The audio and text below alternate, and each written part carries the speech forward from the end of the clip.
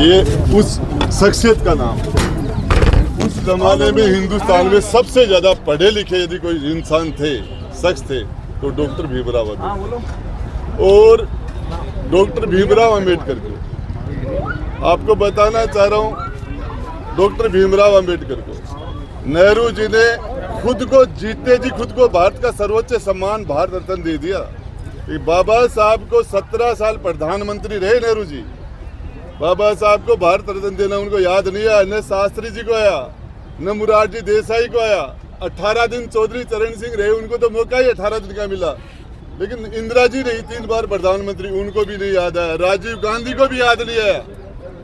हिंदुस्तान का सर्वोच्च सम्मान डॉक्टर भीमराव अंबेडकर को देने का काम विश्वनाथ प्रताप सिंह ने किया, सिर्फ 11 में।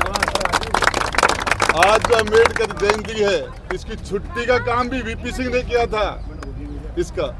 और अंबेडकर वादियों की मांग थी कि सेंटर पार्लियामेंट के सेंट्रल हॉल में सबके चित्र लगे हुए हैं, सबके, नेहरू जी के हैं, पटेल के हैं, गांधी जी के हैं, सबके।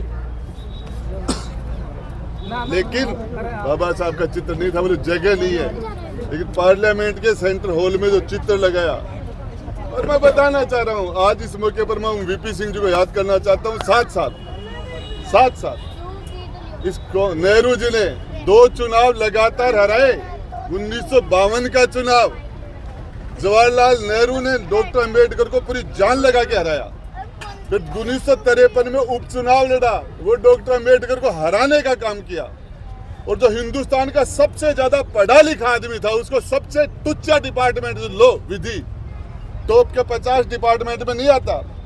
वो दुनिया के माने हुए अर्थशास्त्री थे, इसके हिसाब से वो वित्त मंत्री हो सकते थे।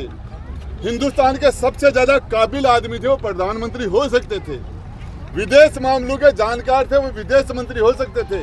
लेकिन नहीं, जिस महान सत्याग्रह बाबा साहब ने किया और जिस तालाब के अंदर बाबा साहब 4000 सुडल। बोलो।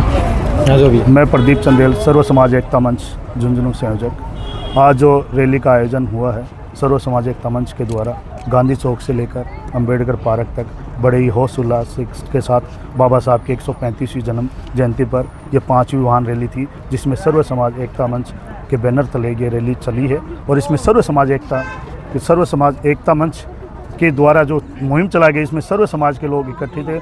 जगह जगह पुष्प वर्षा की गई और लोगों का स्वागत किया गया। बहुत बहुत धन्यवाद आप सभी का जो इस रैली में पधारे, उनका बहुत बहुत आभार, धन्यवाद। आपको एक बात पूछना चाहता हूँ, विधायक जी आने वाले थे, वो क्यों नहीं आए? एक